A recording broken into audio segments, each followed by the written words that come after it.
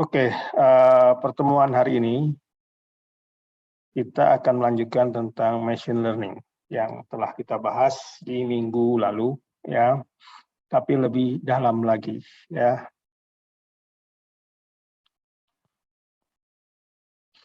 Namanya confusion matrix in machine learning. Jadi salah satu metode machine learning ada namanya confusion matrix, ya. Jadi kita akan membahas kalau dalam bahasa Indonesia confusion matrix itu adalah metrik kebingungan.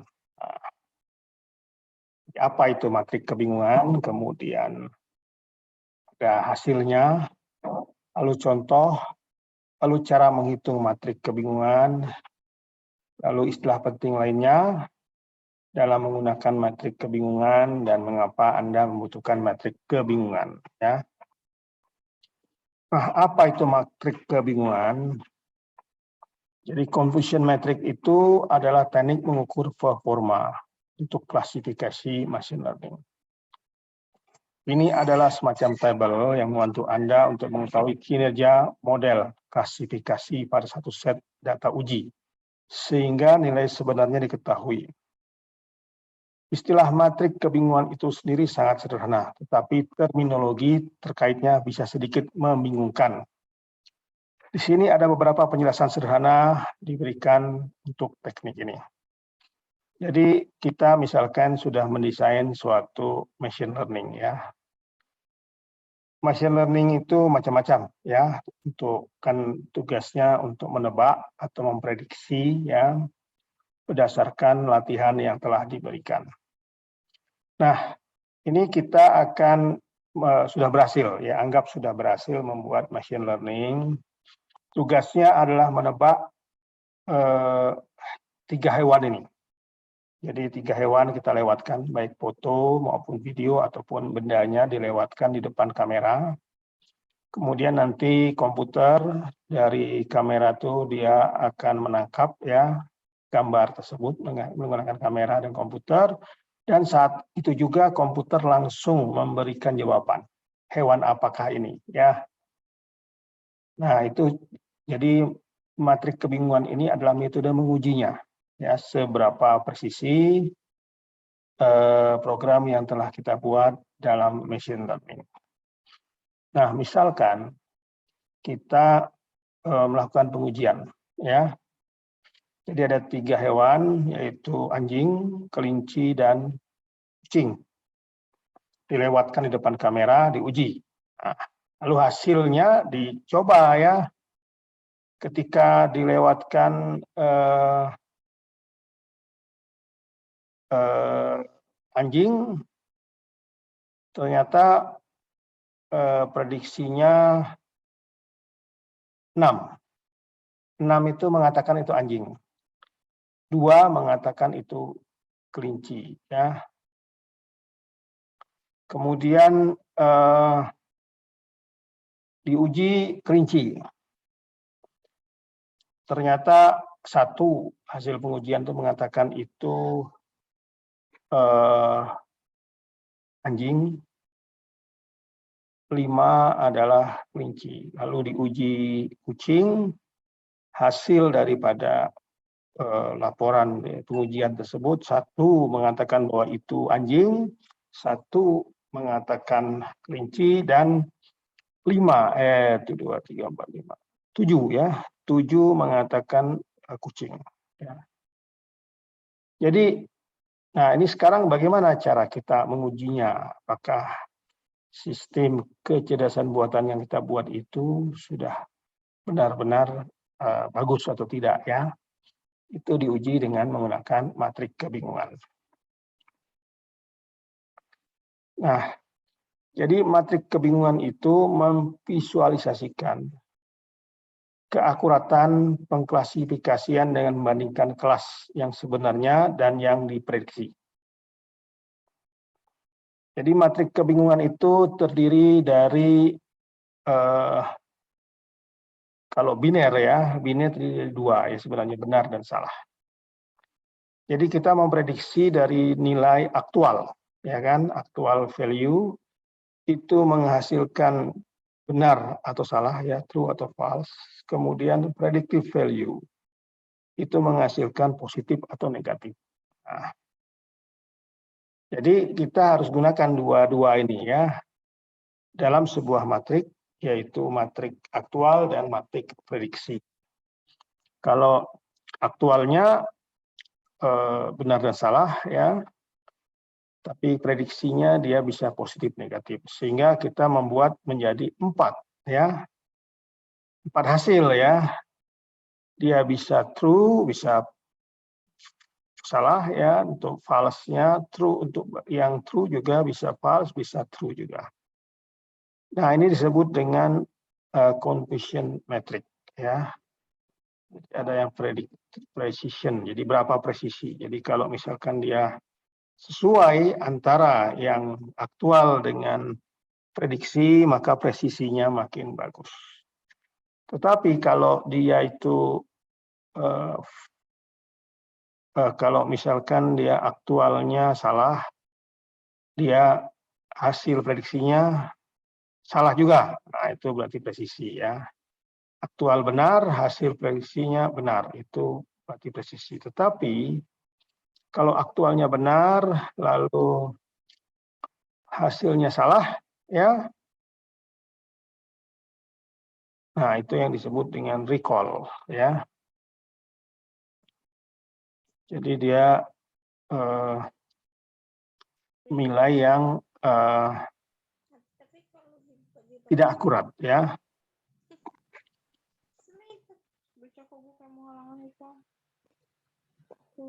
Jangan sampai Allah. Jadi untuk yang terlambat, ya, minggu depan akan tidak bisa masuk ruangan, ya. Oke, jadi dia dari itu, dari istilah-istilahnya kita lihat, ya, TP itu true positif.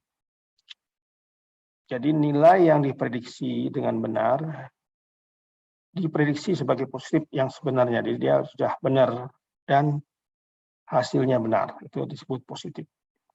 TP, ya, true positif. Kalau false positif, nilai yang diprediksi salah, ya. Memprediksi positif yang sebenarnya, yaitu nilai negatif diprediksi sebagai positif. Kalau FN negatif palsu, ya, nilai positif diprediksi sebagai negatif, kemudian TN benar negatif, ya. Nilai yang diprediksi dengan benar sebagai negatif yang sebenarnya. Nah, ini jadi ada 4 kemungkinan dalam menguji machine learning, ya. Nah, jadi istilahnya ada 4, ya. TP, TN, FP, FN. Jadi TP itu true positif, dia aktual dan prediktifnya itu benar. TN itu true negatif untuk aktual dan prediktif, lalu FP itu false positif, diprediksi sebagai yes, tetapi aktualnya no, ya. False negatif diprediksi sebagai no, tapi aktualnya sebagai yes. Nah, ini 4 istilah, ya, yang ada di dalam matrik kebingungan. Nah, sekarang gimana cara mengukur akurasinya? Jadi misalkan kita membuat suatu sistem kecerdasan buatan, kemudian sistem tersebut kan harus diuji. Lalu ada orang mau membeli sistem yang kita buat, dia akan nanya, seberapa akurat mesin yang kita punya, ya kan? Nah, tentu harus ada ukurannya, ya. Ukurannya adalah dengan rumus ini, ya. Jadi akurasi sama dengan TP ditambah TN dibagi TP ditambah TN tambah FP tambah FN. Nah, ini, ya. Jadi TP ditambah TN, ya, dibagi jumlah semua hasil pengukuran, ya. Jadi dengan begini kita bisa mengukur berapa akurat sistem yang kita buat. Nah, Confusion Matrix adalah metode pembelajaran mesin yang berguna untuk memungkinkan Anda mengukur recall, precision, akurasi, dan kurva AUC, ROC, yaitu ini kurva untuk dia dari precision dan akurasi, kita bisa membuat kurvanya ya. Di bawah ini diberikan contoh untuk mengetahui istilah true positif, true negatif, false negatif, dan true negatif. Nah, jadi benar positif. Jadi Anda memproyeksikan positif dan ternyata benar. Ya, misalkan Anda telah meramalkan bahwa Prancis akan menangkan Piala Dunia dan ternyata Prancis menang. Berarti itu namanya benar positif. Negatif benar ketika Anda memprediksi negatif dan itu benar. Contoh, Anda telah meramalkan bahwa Inggris tidak akan menang dan akan kalah. Ya, ternyata ramalan kita benar. Jadi kita menegatifkan ya. Inggris dan itu benar. Ya. Kemudian positif palsu, prediksi Anda positif dan salah. Jadi kalau pertandingan Piala Dunia bisa akan terjadi sekarang, kita meramalkan bahwa Inggris akan menang. Ternyata salah, ya. Maka disebut dengan positif palsu. Kemudian negatif palsu, kita menegatifkan sesuatu dan hasilnya juga salah. Kita meramalkan bahwa Prancis tidak akan menang, tetapi ternyata Prancis menang. Jadi itu disebut dengan negatif palsu. Jadi kita harus bisa menggambarkan nilai ya, prediksi sebagai benar atau salah atau positif dan negatif ya. Nah, bagaimana caranya ya? Jadi caranya di sini adalah memproses langkah demi langkah untuk menghitung matriks kebingungan dalam menambangkan data. Yang langkah pertama adalah Anda perlu menguji data set dengan nilai hasil yang diharapkan. Langkah kedua, memprediksi semua baris dalam kumpulan data pengujian. Langkah ketiga, hitung prediksi dan hasil yang diharapkan. Di mana kita harus menghitung jumlah prediksi yang benar dari setiap kelas dan jumlah prediksi yang salah dari masing-masing kelas. Setelah itu, angka-angka diatur dalam metode yang diberikan di bawah ini. Setiap baris matriks terhubung ke kelas yang diprediksi, setiap kolom dari matriks sesuai dengan kelas yang sebenarnya, jumlah total klasifikasi benar dan salah dimasukkan ke dalam tabel, jumlah prediksi yang benar untuk satu kelas masuk ke kolom prediksi dan baris diharapkan untuk nilai kelas tersebut, jumlah prediksi yang salah untuk satu kelas masuk ke baris yang diharapkan untuk nilai kelas itu dalam kolom yang diprediksi untuk nilai kelas tertentu itu. Nah, ini metodenya ya. Nanti kita akan lihat caranya ya. Lebih detail ya. Sekarang Anda baca saja dahulu ini ya. Nilai prediktif positif PVV ya. Ini sangat mendekati presisi ya. Satu perbedaan signifikan antara kedua istilah tersebut adalah bahwa PVV mempertimbangkan prevalensi dalam situasi di mana kelas seimbang sempurna. Nilai prediksi positif sama dengan presisi. Kemudian adalah null error rate. Istilah ini digunakan untuk menentukan berapa kali prediksi Anda akan salah jika Anda dapat memprediksi kelas mayoritas. Anda dapat menganggapnya sebagai metrik dasar untuk membandingkan pengklasifikasian Anda. Skor F, ya, skor F adalah skor F1 adalah skor rata-rata terimbang dari true positif, ya, dan antara rekal dan presisi. Jadi presisi TP dibagi TP per TP plus FP ya, EP ya. Skor maksimum 1 adalah ketika mengklasifikasikan dengan sempurna. Mengklasifikasikan semua nilai positif, presisi saja tidak terlalu membantu karena mengabaikan kelas negatif. Metrik biasanya dipasangkan dengan metrik ingatan. Rekal disebut juga sensitivitas atau true positive rate. Sensitivitas di sini dihitung sebagai sensitivitas menghitung ratio kelas positif yang terdeteksi dengan benar. Metrik ini memberikan seberapa baik model untuk menganalisa kelas positif. Jadi rekal sama dengan TP per TP plus FN ya. Beda dengan ya, dia precision ya. TP per TP plus EP, kalau di sini TP per TP plus FN ya. Jadi ada beda rumusnya ya, walaupun mirip ya. Ini menunjukkan bagaimana model klasifikasi bingung ya ketika membuat prediksi. Matrik kebingungan ya, ini sebenarnya karena kita pakai bahasa Indonesia, kalau pakai bahasa Inggris ini confusion matrik ya. Juga model klasifikasi bingung itu model confusion classification.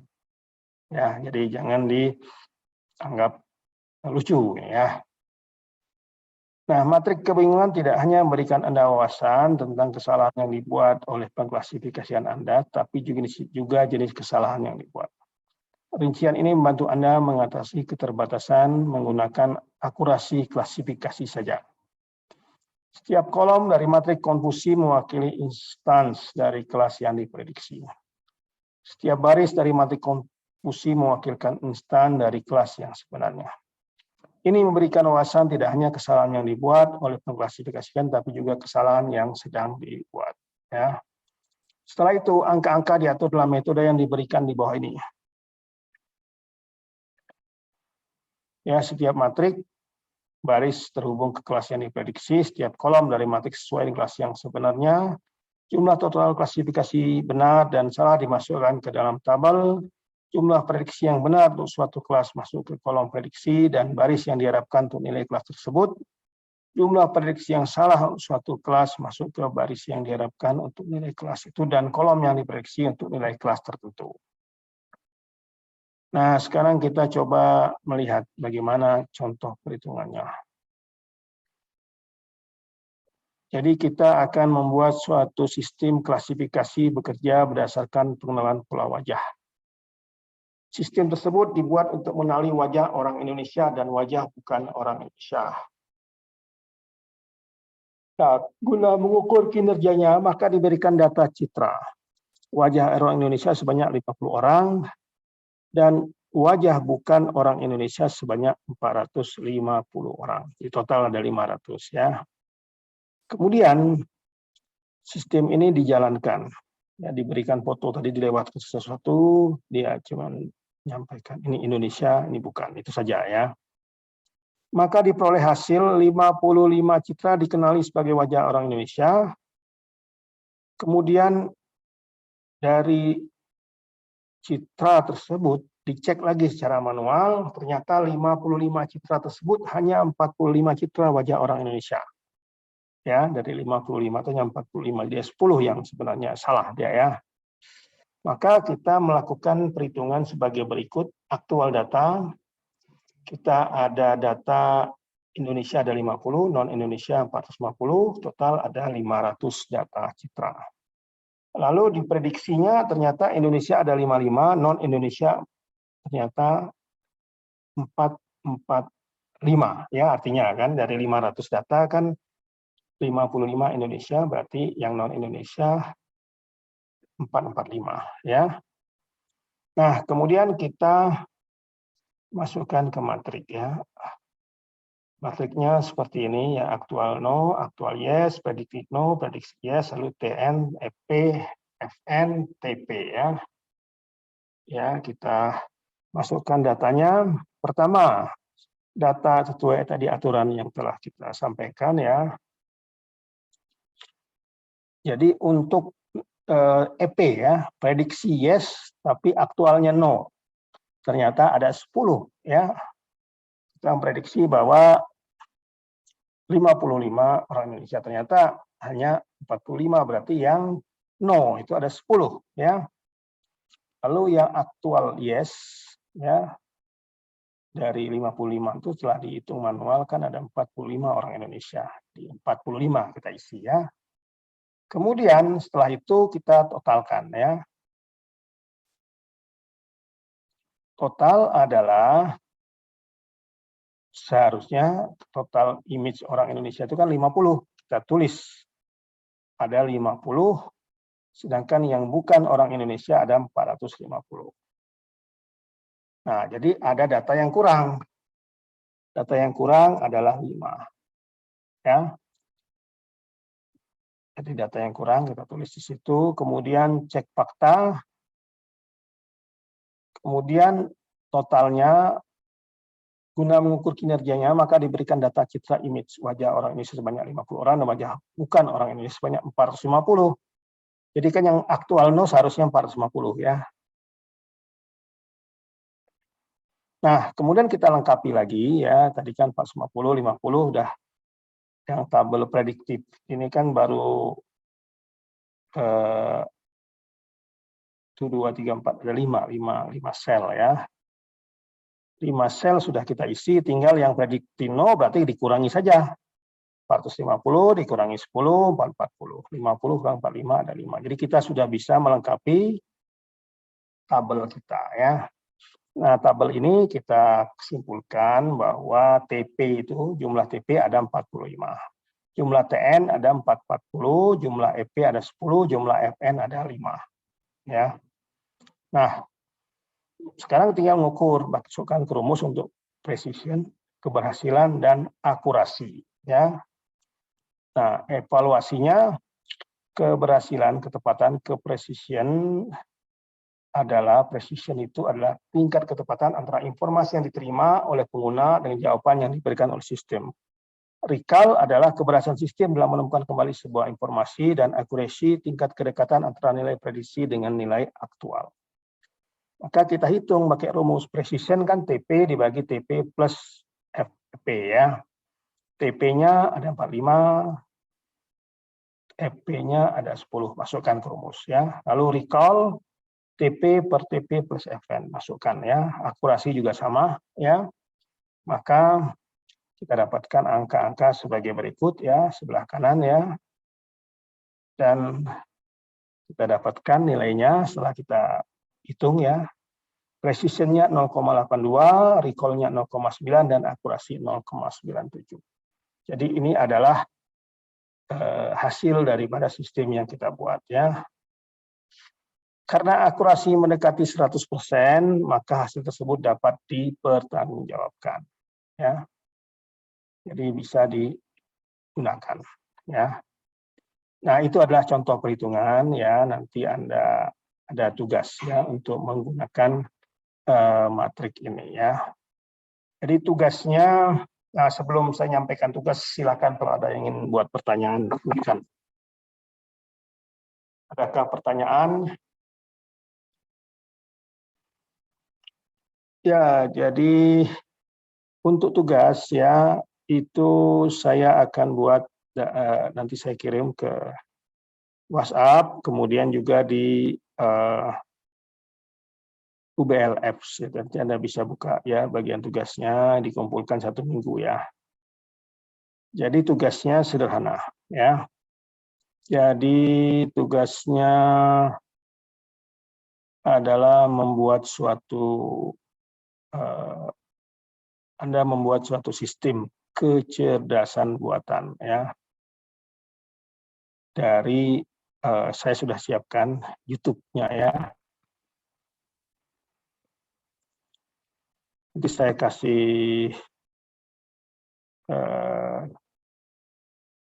link-nya ya.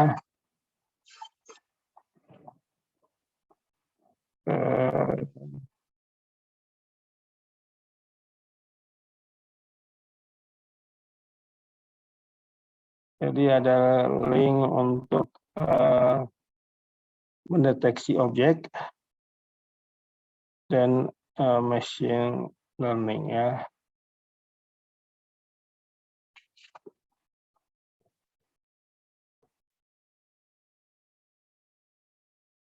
Oke, saya akan bagikan contoh videonya ya.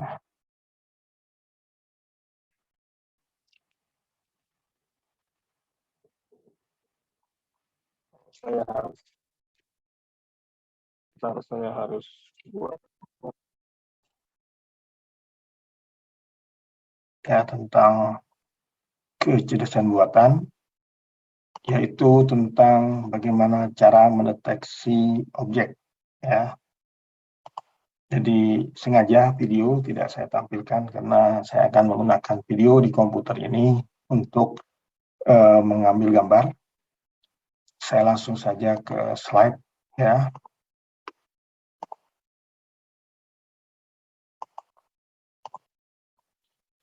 Jadi kita akan memasuki ya materi tentang bagaimana object detection. Jadi apa itu object detection? Adalah object detection itu adalah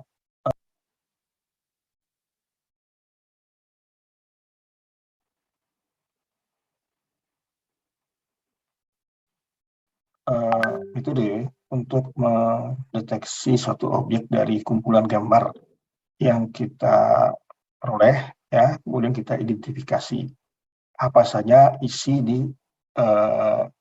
gambar tersebut ya, terutama dari video digital atau gambar digital. Nah, seperti mata kita bekerja, jika kita mendeteksi suatu objek, tentu kita memfokuskan objek itu satu persatu ya.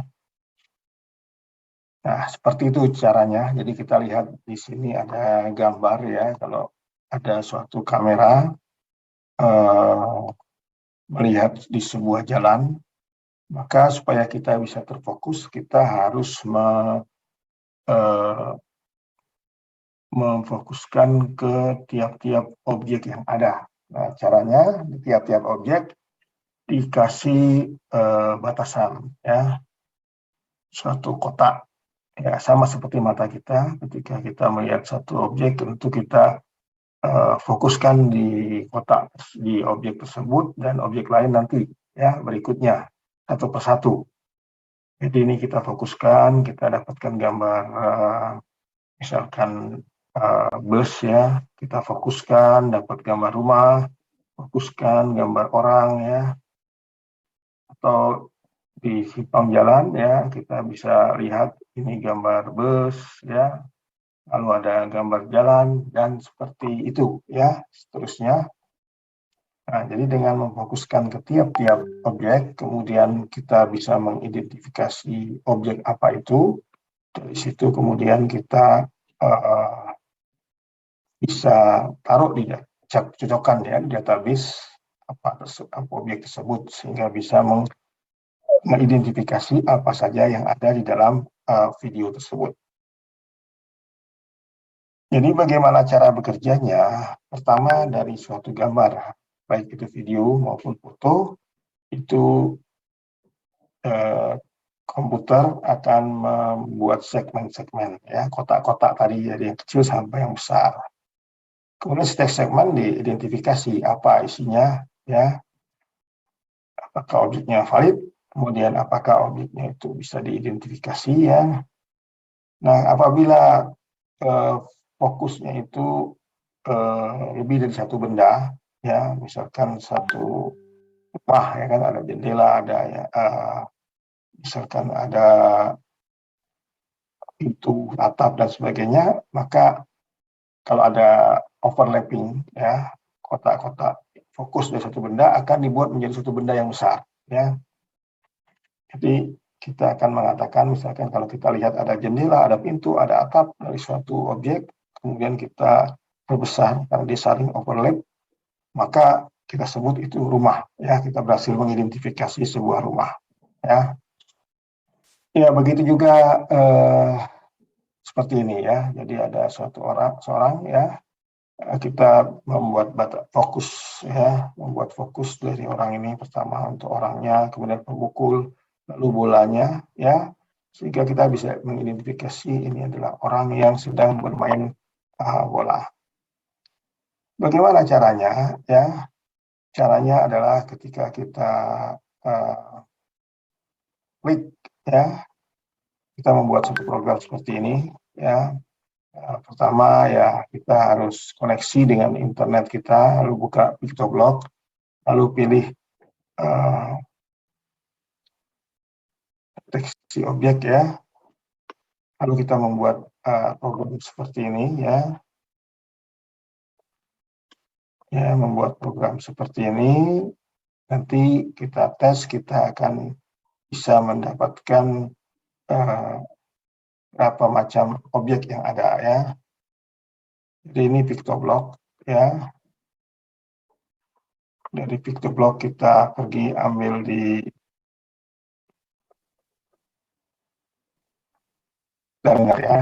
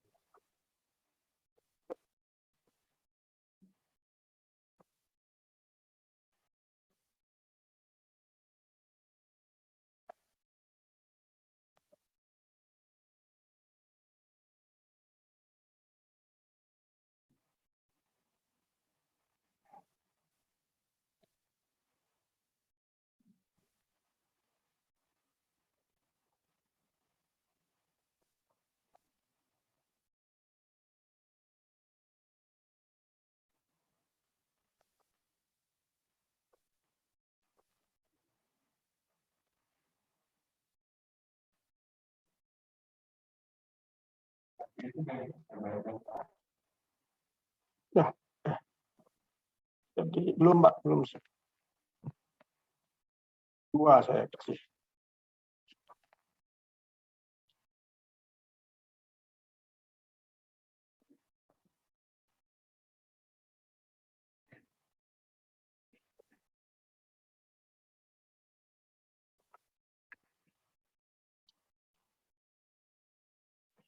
Lagi video.